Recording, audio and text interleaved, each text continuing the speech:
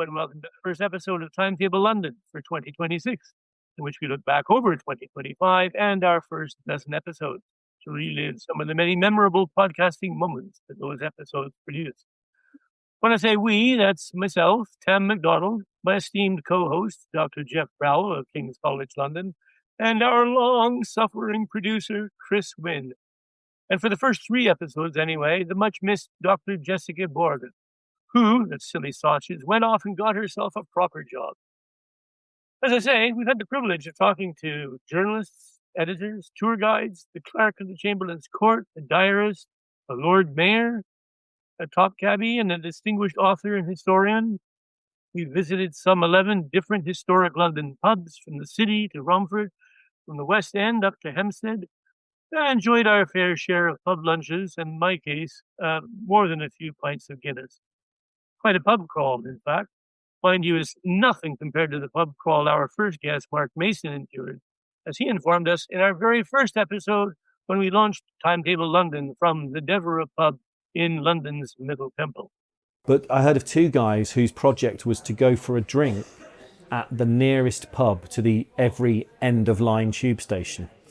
And that's a manageable, doable project. Yeah, a few months, couple of years, and they said they were going up to Cockfosters. You just reminded me of things. This sounds like a much more sensible mission than your de facto mission to drink your way around the Circle Line. Oh, that was sounds like you had second thoughts about that. That was one of the grimmest days of my life. It really? Was because, well, you tried to do it all in one day. Well, you know about the. I wonder if it was grim. I'm sure most listeners to the podcast will have heard of the Circle Line pub crawl, but just in case, the basic version of the Circle Line pub crawl is you get the tube, one stop, get off nearest pub, have a drink, back on the tube, go all the way around the Circle Line. 27? Well, it's 26 stations, but the tradition is that when you get back to your first station, you have another drink in your first station again. Seal the deal. So it's 27. And we started, I did it with a friend, and I was doing this because when you think about it, almost all of that route, walking the Circle Line for that chapter, I would have walked almost all of the territory in the Metropolitan Line chapter or in the District Line chapter. There's just those 2 bits at the side that join it up.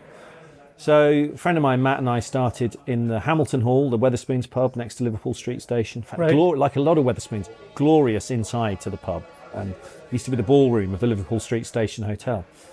And so we knew we'd got 27 drinks coming up, so we lined our stomachs with fry-ups. Fry-ups? How many fry-ups Well, did no, you one have? each. I mean, just one each. Yeah. We should have had more, actually. Another of our guests, Michael Mainelli, former Lord Mayor of the City of London, enjoys a rather more sophisticated type of pub crawl in his guise as a flaneur or urban wanderer. When friends come over, and I like good long-distance walks, we frequently go from where we live in Wapping over Tower Bridge, and then we continue east along the river. Mm-hmm. So we pass the Brunel up a bit. We might stop at the Angel, we might stop at the Mayflower, Absolutely, stop at certain other places to water, and then we take the ferry over to Canary Wharf and then walk back, where we really start to hit the Grapes, the Prospect of Whitby, Captain Kidd's, and Town of Ramsgate. Yeah. So no, that's one of my favourite walks, and I think I've only done it about 20 times. But neither Mark nor Michael ever experienced a pub crawl quite like the one that Jeff told us about. I remember going out for a drink once with a friend. Just once? Yeah, just once. It only happened once, and it was up near Farringdon, up that way. I know Farringdon. Yeah, that's my old stomping ground. I can't remember the name of the pub, but anyway, we walked in, and the doors closed behind us, and the doors were locked behind us. And then there were these topless women that were walking around with silver platters, and 10 and 20 pound notes were being deposited in the platters. And my friend looked around all the people in the room, and he began to recognise them. And they were all gangsters, and it was the Cray twins' brothers' wake. Charlie Cray. Charlie Cray's wake had strippers.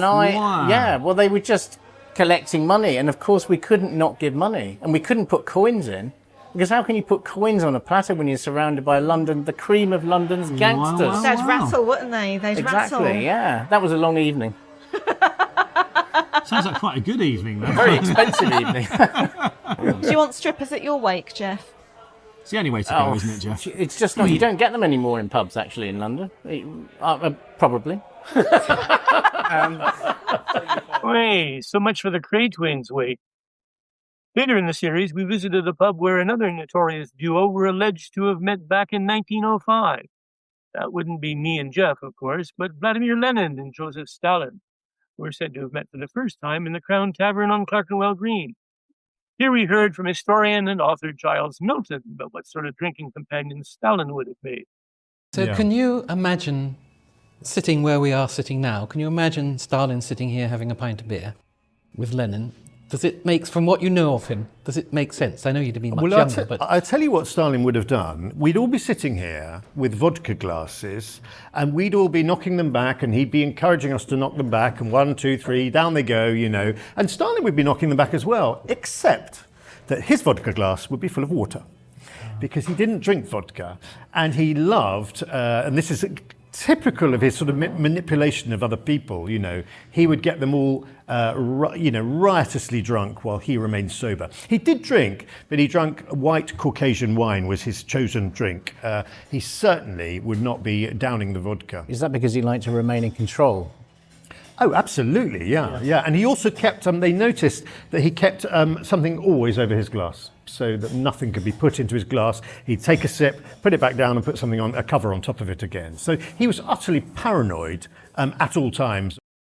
So, okay, Stalin wouldn't have made a very good guest for TimeTable London then, although I'd venture nobody would be rushing to get him as a guest today. Someone I bet who would have made a good guest would be the bard himself, William Shakespeare, whom we came across at the Cockpit Pub in Blackfriars. Our guest there was archivist and pub tour guide Claire Button, who takes up the story.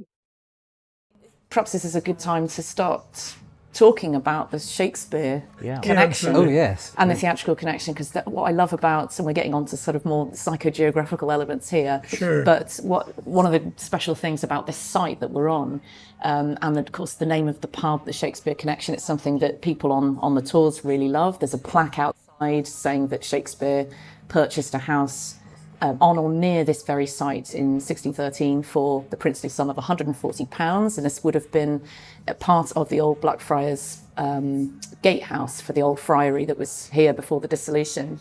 So Shakespeare, we know, purchased a house here. We don't think he ever lived in it, so he probably bought to rent it, but it's one of the 6 authenticated Shakespeare signatures of the deeds to this particular house.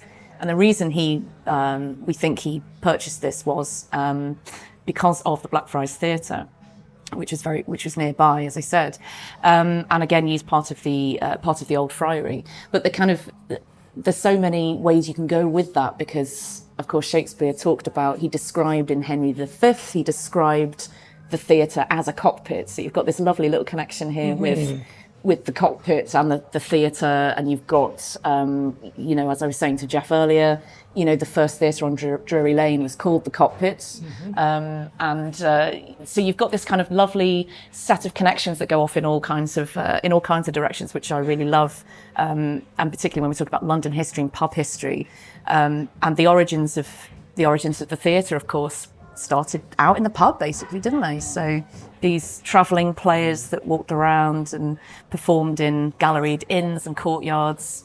So obviously the pub was where everything happened. So that's always what I try to communicate in the tours, is that if it happened in London, it happened in a pub at some point. That is certainly very true. If it happened in London, it happened in a pub. And still does, as we are proving with TimeTable London. And another thing about London pubs, you never know who you're going to meet there. In our second episode, we went to the famous Sherlock Holmes pub near Trafalgar Square. And you'll never guess whom we met there, along with Londonist editor-at-large, Matt Brown. Today, we're coming to you from the Sherlock Holmes, just off Northumberland Avenue near Trafalgar Square. Welcome, Matt. Hello, Tam. What do you think of this pub? I think it's a marvellous place. I mean, it's one of those pubs, I think sometimes it's kind of thought of as a tourist pub. You go downstairs, it's rammed with tour groups and tourists. But you come upstairs, and I'm sure we'll talk about it later, but there's an amazing tribute to Sherlock Holmes in the upstairs room that I don't think many people know about. I do like coming here. Well, for our listeners at home, why don't you describe that lovely display for us? Well, you come up the stairs and it looks like any other upstairs to any other West End pub, but then you turn a corner and through a window you glance through and you see Sherlock Holmes in profile. Behind him is his study, all kinds of artefacts on the walls, things from the stories of Sherlock Holmes. You find a series of Napoleon busts from the story that has those in. The Red-Headed League, there's a red wig in there. If you know your Sherlock Holmes, you can spend hours at that window just picking out the different details. And it's a remarkable display. I mean, it's been there since the 1960s. It was rescued from the 1951 Festival of Britain. Is it from the Festival of Britain? It is. It's a real cultural artefact in its own That's right. fantastic. A piece of history. Yeah. Talking of the Festival of Britain, we learned from our third guest, tour guide Katie Wignall, who joined us at the Edgar Wallace pub in Essex Street, that London's Blue Badge guides were introduced at the Festival of Britain. They were originally established for the 1951 Festival of Britain. Oh, right. Okay. And the whole idea was when, London is going to be this big focus in the 1950s, we need to make sure there is a professional body of guides who are ready to show around, show off the city. And thank goodness there is. You're setting the standard, Katie, keeping that flag flying. Although, as Katie told us, becoming a Blue Badge guide was not without its challenges. So how did you become a Blue Badge guide?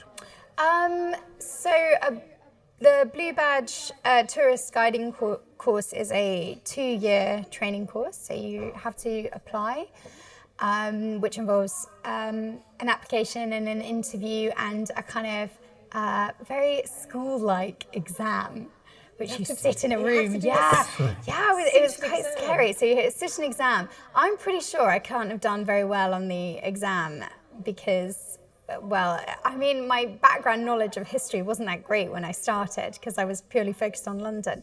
But anyway, they allowed me in, and then you do 2 years training, and you have to pass then a further 11 exams. So the majority are practical. You prepare presentations and you perform them in front of your peers and the examiners in various places: Tower of London, St Paul's Cathedral, Westminster Abbey, British Museum, National Gallery. And then also you do a few written exams. But the terrifying one is the coach exam. The coach exam, yes. Coach. It actually makes me a bit sweaty just thinking about it. Yeah. So for those of you listening, Katie's, she's flushed. She's got beads of sweat breaking out on her forehead. She's developed a bit of a tremor. I had a lot of work sort of burying this, but no, we go. So the coach exam is on a kind of 50-seater coach. You're sat at the front with a microphone with your peers and the examiners as well. So there's probably a group of 8 of you. Contained. Ooh. And you have 3 goes. I think it's like a 2-minute, a 5-minute and an 8-minute go. But you're driving all over central London and you don't know when your name will be called. So you're kind of flying down Whitehall and you're thinking like, no, not me, don't call my name. I don't want to do, it's too much pressure. Likewise, you're just waiting to go through Blackwall Tunnel and you're like, please don't call my name. I don't want to talk about tunnelling under the Thames. So you're essentially, you're like that other London institution, the taxi driver. You've got a thorough knowledge. Yeah. You do your appearances, you get tested on it. And it's sink or swim. Yeah, I think, I would make a terrible taxi driver because I can't drive. So that would be sort of... It's a bit of a bummer, that really. Yeah, it's probably not, you've got not a a great chauffeur. starter. Yeah. But yeah, I And a can't helicopter. possibly say which one is harder, but I know of some black cab drivers who are also Blue Badge guides and kind of vice versa. Wasn't that amazing? It's a lot of knowledge. So, okay, in our quest to find out more about that knowledge, who better to turn to than a black cabbie? In this case, top cabbie David Stiles, whom we met at the Golden Lion in Romford. But why Romford, you ask? Isn't that a bit out of your comfort zone? Well, indeed, but surprisingly enough, we had all been aching to go to Romford since that very first anecdote from that very first episode when Mark Mason, who I should remind you wrote Walk the Lines, all about walking the underground over ground. Anyway, he recounted a telephone conversation that he'd overheard while walking the Victoria Line in Walthamstow. The only sentence I ever heard him say was, "It's going to be an hour and a half before I'm in Romford, Matilda. If you're going to have a bath now."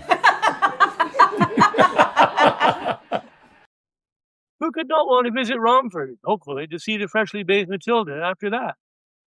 Anyway, back to our top cabbie, David Stiles. To begin with, our long-suffering producer, that's the producer who's never anything without being long-suffering, wanted to know how far out the knowledge went. No, it's 6 miles from the centre. 6 miles from Charing Cross. Right. The statue of Charles I, and that comes from the time of when we had a wall around London, and it was regarded. It went beyond the 6 miles. It was getting too dangerous. So it comes from. It's believed to come from that idea that, because it's very old. The London cab trade it was licensed by Oliver Cromwell. So that's how old it is, and so a lot of the traditions come from that. But the knowledge itself started after the Great Exhibition. So the Great Exhibition, if one of you can tell me what date it is. 1851. Thank you very much. Well, it's 1865, typical bureaucracy, they decided to start the knowledge, because people were coming to London, huge numbers of people were coming to London, jumping in a cab, or what was then, a hansom cab, and these men couldn't find the biggest greenhouse in the world in one of the biggest parks in London. You're kidding. No, but apparently they couldn't. And there were so many complaints. I mean, obviously there's lots of trivia about it. Spend a penny is another one, obviously, from the Great Exhibition and so on. But apparently that's what they said. They were complaining that they couldn't find the Great Exhibition. So they thought, well, something's got to be done about this, and they started the knowledge in, I think it's 1865. Crikey, that long ago? Yeah. I mean, obviously it was very crude. And in fact, even in the 1950s, they were doing it on push bikes. I wouldn't have liked to have done it on a push bike. So your original question about the 6 miles, I've got my doubts whether he went out that far. I mean, you'd have been a pretty fit guy to cycle 6 miles out. Jeff then asked if the knowledge was still needed today. Do you think there's still a place for the knowledge? Yes, now that we have computers and Google Maps and all the rest of it? Yeah. I've been asked this hundreds of times, and the answer I always give is, take me from Pall Mall, a club in Pall Mall, and there's numerous clubs along Pall Mall, and take me to, say, the stage door at Victoria Station. We'll start Google, and they wouldn't even know where the stage door is, and they all say that, or the Victoria, they'll all ask for that, and you have to know, because what it is these are regulars, and they know if they get dropped off at the stage door or the Victoria, they know that they can run into the station easier than you going all around the houses. So that's for a start. But also, you're hailed in the street, and that journey on a good day might only take you 6 minutes. Well, you're not going to be fiddling around with a sat-nav or Google Maps or anything else. By the time you fiddle around with that, his train's gone. He's off. His train to Surbiton has disappeared, and the wife's wondering why he hasn't turned up for his supper. So, yes, definitely. Talk of supper was getting us a bit hungry and brought us to the topic, where do cabbies go to eat? Do you still use those green huts where you can stop off and have a cup of tea? I'm glad you brought that up, Chris. They are celebrating their 150th anniversary this very year, in February of this year. What? So they've just had it. They've just had it. Oh, and as much as I can remember, Captain Armstrong was the editor of the Globe newspaper, and he sent his manservant out to get him a cab because he wanted to go to work one evening. And his manservant came back absolutely soaking, saying, the only cab drivers around are in the bar down the road, and quite honestly, sir, I wouldn't put you in that cab. He thought, there must be a better way, because they were all sitting on these cabs, and of course there's no shelter on the old-fashioned hansom cabs. So where would you go? Well, of course you'd go into an inn, wouldn't you? That's where you go. What do you do when you get into an inn? Well, you're not going to be sipping water all night, are you? So he thought there must be a way, and of course the Temperance Society was quite strong at the day. So he started talking to a few friends and started running a bit in his paper. And he got the Earl of Shaftesbury on board, who was an old man at the time. And they started the cabin shelters. And they opened it, as I say, in February of 75, they opened the first shelter. It was very basic. And it grew from there, and eventually there was 61 of them dotted around London. Slowly but surely, these shelters have gone with road widening, as we've discussed, bombs blowing them up. In fact, one of the old boys I heard once said they went in the shelter during an air raid and a bomb blew up and landed near them. The cabs were all destroyed and the shelter still stood there, and they were just staying there with their cups of tea, so they're obviously well made. Yeah. They are quite small. If you ever go into one, you're not allowed, actually, unless you're a cabbie, you're not supposed to go in them. But if you could probably put your head around the door, they're the size of a garden shed. And the reasoning behind that was they couldn't be bigger than a cart. So they're based on the size of a large dray cart. One end you've got the cook, and the other end you've got, really all it is 2 benches, a table in the middle, and you can sort of lift things up so you can get around each other as well. Very reasonably priced. Those distinctive green huts are, of course, the modern cabbie's equivalent of the coffee houses where 17th century Londoners went for a cup of tea or coffee. Mark Mason reminded us how coffee houses were not only the forerunners of London's pubs, but, as popular gossip shops, spawned many of London's world-beating institutions. Do we think that London pub culture would exist if we hadn't had London coffee house culture before? It's the same instinct in both, yeah. It's that urge to swap gossip into people coming together so they don't have to pay their heating bills. Famously, that's how Lloyd's started. Lloyd's of London, the insurance place, was a coffee house. Edward Lloyd had it. And what is now brilliantly, the blue plaque that marks the place is now I forget what they call them, but the mini Sainsbury's, like the Tesco Metro, but the Sainsbury's, Sainsbury's Local, I think they're called. Sainsbury's Local. And now it's a Sainsbury's Local with a beautiful blue plaque on the outside of where Lloyd started. But yeah, it's absolutely that same thing. It's we're saying about the financial centre of Europe. It's swapping gossip, it's swapping information, and having different points of view on things, rather than just having one type of person who's going to see everything in the same way. Someone will come from outside London and have a completely different way of doing it. Yeah. We had the privilege of meeting the 695th Lord Mayor of London, the already mentioned Michael Mainelli. We hooked up at the Jamaica Wine House off Cornhill in the city, which sits on the site of London's very first coffee house, Asqua Rose, visited by none other than Samuel Pepys. Colonel Slingsby and I in the evening to the coffee house in Cornhill. The first time that ever I was there, and I found much pleasure in it, through the diversity of company and discourse. Hello, and welcome to this special edition of TimeTable London. I'm coming to you from the site of the coffee house in Cornhill that Samuel Pepys mentions in his diary for Monday, 10 December, 1660. Talk of coffee houses led Lord Mayor Michael Mainelli onto an interesting story about London's famous monument, designed by Robert Hooke and Christopher Wren to commemorate the Great Fire of London, which, as all good cabbies know, was back in 1666. So we're sitting right now in the Jamaica Inn, which was originally the Pasqua de Rosa and allegedly the first coffee house in London in 1652, although I think there might have been a coffee house in Oxford in 1650. There was one, apparently. There was one in Oxford, yes. Yeah. But Garraway's is just over in Change Alley, and that was Robert Hooke's favourite haunt. Yeah, so he would not, well, he drank everywhere, coffee and everything else, but... He made the monument, didn't he? Designed the monument, Hooke. Therein lies a tale. Yeah, the monument, so I'm quite a fan of the monument. The City of London Corporation is responsible for it. Right. And we don't have enough visitors for it. A few hundred go up a day when easily we could have quite a few more. I think the families just get a little tired. By the time they've seen Tower Bridge and everything else, they've kind of done that bit. So last year, we decided to recreate Hooke's and Wren's experiments. So if you think about the monument, it's quite weird. So it's situated in Pudding Lane, and we have the famous monument there, and then marking the site of the bakery where the fire started. We have Pie Lane, which is where the Fat Boy is opposite St. Bartholomew's, then hospital.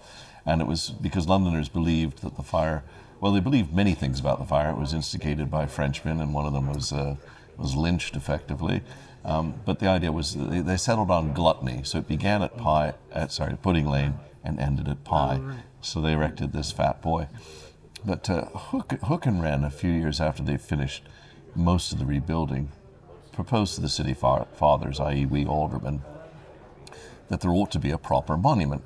Now, I just want you to think about it. When you go out there in Latin, it says 202 feet from this spot was the bakery oven that started the fire. Well, if you were trying to build a cheaper monument, wouldn't you just sort of move 202 feet over and you could get away with a plaque on the ground, right? So what did they do? So they basically suckered the city into this idea that they'd have this monument. Now, the monument is hollow through the middle. Many people don't know that. Absolutely hollow, circular staircase. But it's hollow all the way through the flaming pineapple at the top. So and in fact, that pineapple cranks open a bit like a James Bond film. Yes. Oh, right. Yeah, it's really quite a bit. And we're not 100% sure, but we think they wanted to do parallax of the stars. And this gets you into a bit of science here, but the idea is that you can see exactly how far things are going and calculate sidereal time versus real time. They never got it to work. And last year, I was delighted when I proposed that we had a series of experiments that the Worshipful Company of Scientific Instrument Makers, led by the previous master, Professor Philip Thomas, recreated we had fiber optic in there, we had all sorts of things to see, could we measure it? What we concluded was that the vibrations, even then, from foot traffic were significant, but it turns out it was actually the wind. The wind moves the monument too much for Hook or Wren to have ever had successful experiments, given the accuracy they needed to measure the parallax.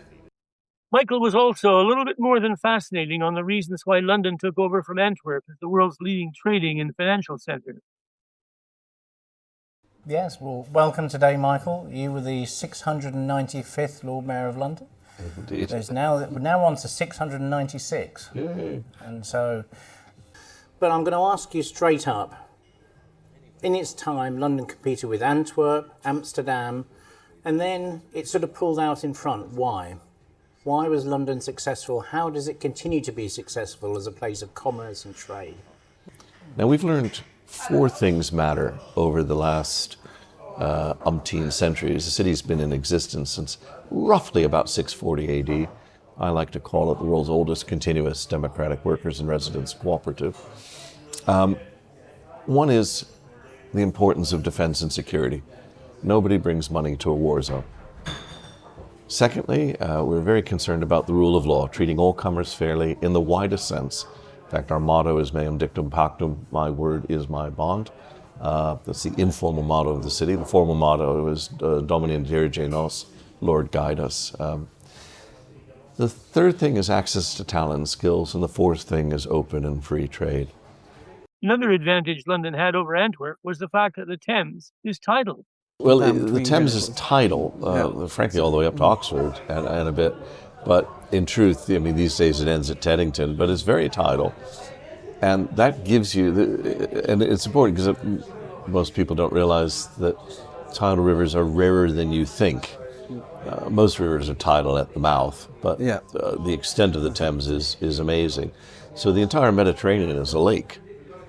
There's no tide. It goes up and down a few inches a day. So there's no tide there. What does that mean? That means you can be sitting in Ostia off of Rome, and if the wind isn't moving in the right direction, and you're there with a 200-ton ship, which would be a typical trading vessel of the 17th century, and no wind, you're stuck. You're stuck, and you can sit there for weeks, unless you have oars, in which case then you can do it, but it's grunt. Whereas we have in the Thames, the Thames itself faces sort of in one direction towards the southwest. So the prevailing winds from the southwest, which blows you out and allows you to turn up to Suffolk and Essex or turn towards Kent. But when you're coming back up into London, you don't need any wind whatsoever. Because just come in with the tide. Come in with the tide, drop your anchor. I'd never thought of that. Yeah. Not only were we honoured to have a former Lord Mayor as a guest, but also, from the City of London, the Clerk of the Chamberlain's Court. Laura Miller, whose duties, as she put it, largely revolve around organising, administering, and presenting people with the freedom of the City of London. So when we met Laura at the old Dr. Butler's Head in Masons Avenue, not far from her office in the Guildhall, we asked her about the freedom of the city. What does it mean? Who gets it? And so on. But perhaps you can tell us a little bit more about what the freedom of the City of London consists of. It's quite hard to encapsulate something that's got a history that, in a sense, goes back more than 1,000 years. But simply put, it's a traditional citizenship that you earned as a resident of the City of London, which enabled you to trade in the City of London. But attached to being able to trade were lots of very, very important rights that a peasant wouldn't have. So it was a very desirable thing to obtain. Essentially, it's the Anglo-Saxon way of running a city or a community. And it's quite modern because, in a sense, it's based on the fact that, just for argument's sake, let's say the aristocracy, you can't necessarily expect them to produce intelligent offspring. And I would argue that if they do, there was never any great reason for them to do any work. So how were you going to people your cities with imaginative, effective, talented, hard-working, and occasionally sneaky people to pay those taxes and keep things going? And the freedom's a way of doing it. It's a way of pulling people out and giving them power and business rights and responsibility. And also you can drive your sheep across London Bridge. What more do you want? What more indeed? Now, a common theme we found amongst all our guests was a love of maps. And when we met the multi-talented journalist Patrick Kidd at the Champion Pub in Fitzrovia, he had just come from the Secret Maps exhibition at the British Library, where he had been hoping to find the treasure map of his notorious ancestor, the pirate Captain Kidd. So what were you researching at the British Library? There's a new exhibition opening on Friday on secret maps. Oh. And I'm writing Captain Kidd's map, in fact. Well, yes, there is. You've been to it as well, have you? No, I've not seen it. I'm just guessing. It's not a map. There is something about Captain Kidd in there, though, because there's a letter after he was arrested in which he, as a plea bargain, he says he'll tell them where he hid his Spanish treasure. And he said, I'll draw a map for you if it helps. Sort of like Robert Louis Stevenson, X marks the spot. So I did clock the family letter there. But it's got all sorts of fascinating things, the plans for D-Day landings and stuff like that. Yeah. It's got things from the East India Company dividing up the world and stuff going right back. For instance, there's the map of the coast of Holland that was drawn to help Henry VIII's ambassadors when they were going to go and negotiate about Anne of Cleves coming over his fourth wife, I think. Fourth. And do the quick divorce to be beheaded. So there's lots of fascinating. Everyone likes a good map, don't they? I do books. I've just been reading The Hobbit to my 8-year-old son, and I love turning back to the map of Middle-earth. Oh, yeah, that's wonderful, that.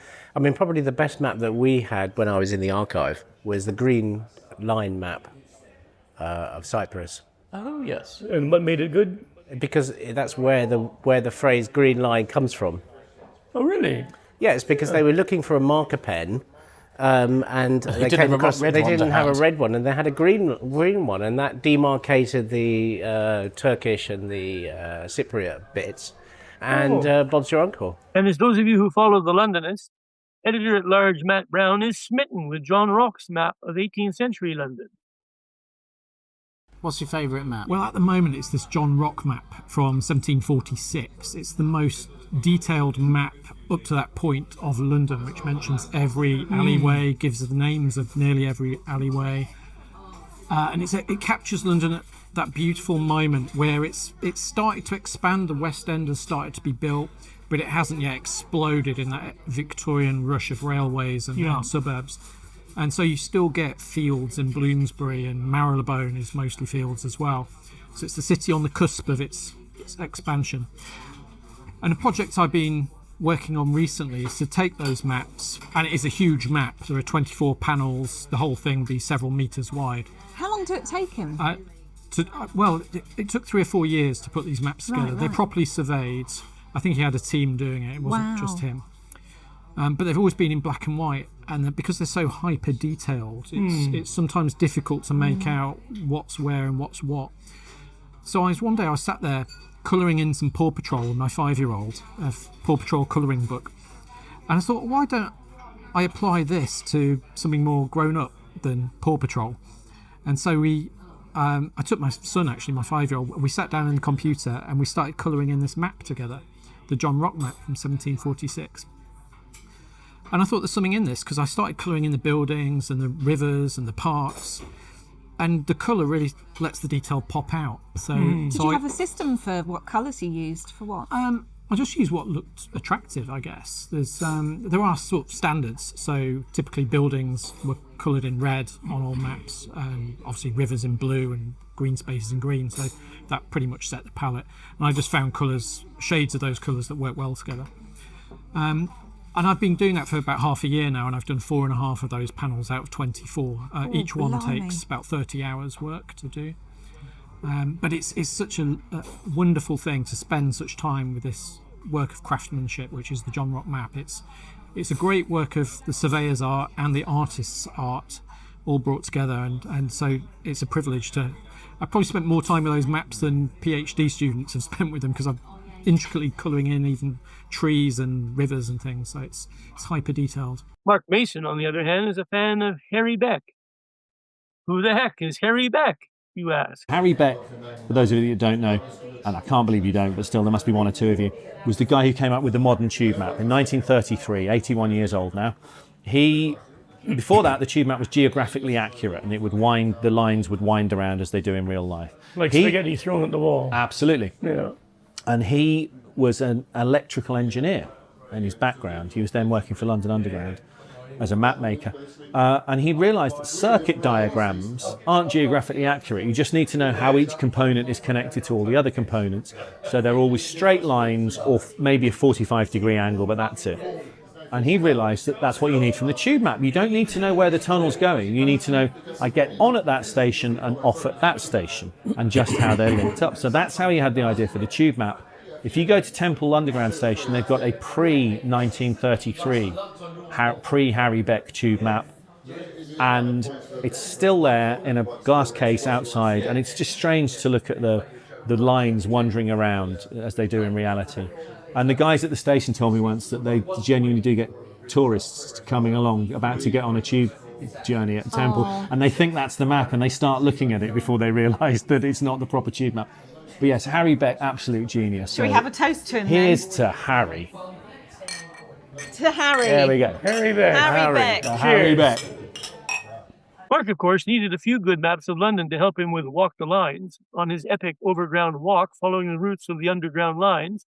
And for him, there's only one place to go for maps. There's one big question from that book for me that we haven't addressed. And as we approach a winding up, I'd be very interested in hearing what you think now compared to what you thought before you wrote this book about the world of maps. You seem to have turned into a real devotee of maps, and you went to Stanford. Well, Stanford's were great. Stanford's are still brilliant. They're still in Covent Garden. And they were brilliant. And they very generously gave me the maps for the whole walk, because I'd got you can get a big version of the A to Z, which is 9 maps, each of which is sort of 4 feet by 3 feet, just huge. Mm-hmm. And it was nice to plot the walks that I'd done on those and put them up on the wall. Mark, as is his wont, then told us a rather unusual fact about Stanford's. That was one of the many charming things about Mark on any subject. You mention a place, a person, a thing, a time, or whatever, and he will give you 2 or 3 facts about that, whatever it is. So he certainly wasn't going to let us down on the subject of Stanford. Stanford's surely the only thing in the world ever that links Kenneth Williams and Sherlock Holmes.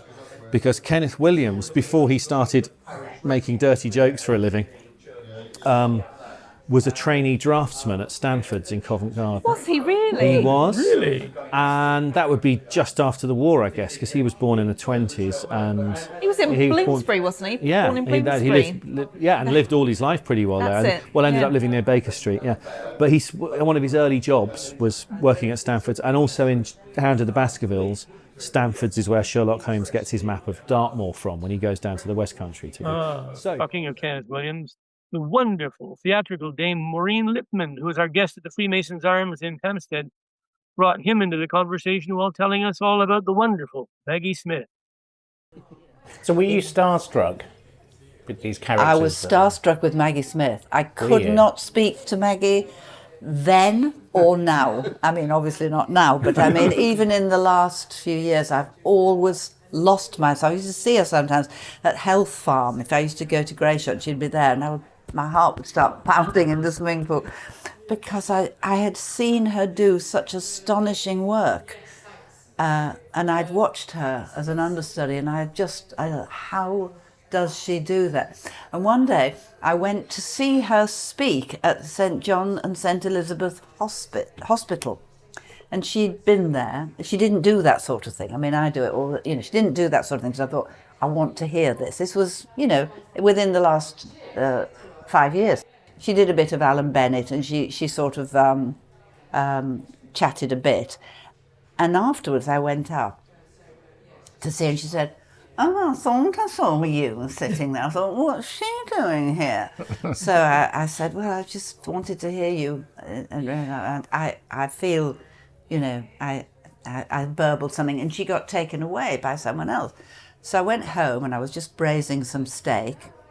Home at that time would have been in Paddington, where I moved 3 years after Jack died to a flat, lower ground flat in Paddington, which my dear friend Lizzie thought I shouldn't move into.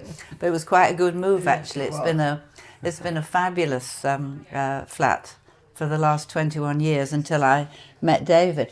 Anyway, I was braising some steak and the phone rang. This boy said, "I've had a terrible job finding you. I've had to ring your agent." I knew right away. Oh, he said, "Well, what happened to you? 1 minute you were there and the next minute you'd gone." I said, I said, "I'll be honest with you, Maggie, I have been in awe of you my whole life. And when I talk to you, I don't know what to be, because I feel that," and she said, "Oh, darling, we're all like that, aren't we? We're all going to feel that tap on the shoulder." And somebody said, "You can't really do it, can you, dear?" So what made her stand out? Because there were other actresses of her generation that were pretty special too. What she did that was so extraordinary was she made antiquated, archaic language modern. And the reason she could do that was, I think, Kenneth Williams, because she worked with him in review. Oh, right. Share My Letters. And she learnt that extraordinary sort of, and you can do that with Beatrice in Much Ado About Nothing. And I just watched her and thought, because I wasn't really a classical actress, or I wasn't perceived as a classical actress, probably because of my ethnicity, I thought that was complete magic. When she would take a pause and turn around and go, it brought the house down. And now I think it's time to bring the curtain down on this look back over the TimeTable London of 2025, but not before proposing a special toast to Tony Bennett, whom I'm sure you all know. He is, of course, mine host at the Deborah Tavern in London's Middle Temple, where we recorded our first podcast with Mark Mason, and then, much more recently, our Christmas special. Tony is living proof of the notion that what really makes a good London pub is a great London publican. Tony, you are the man. May all the roads of 2026 rise to meet you. Cheers to you, as well as to all our listeners. In keeping with the situation, let us conclude with a tip from our diarist Henry Williams on how to behave and get noticed at a posh London party. But there was a great chap, schooled me in how to do it, and his tactic was essentially hold a champagne flute and just stand around, and then sooner or later English people particularly, just can't bear someone just standing on their own and will go up and talk to you. I don't know, I can stand there with a champagne glass on my own and no one ever comes up to me.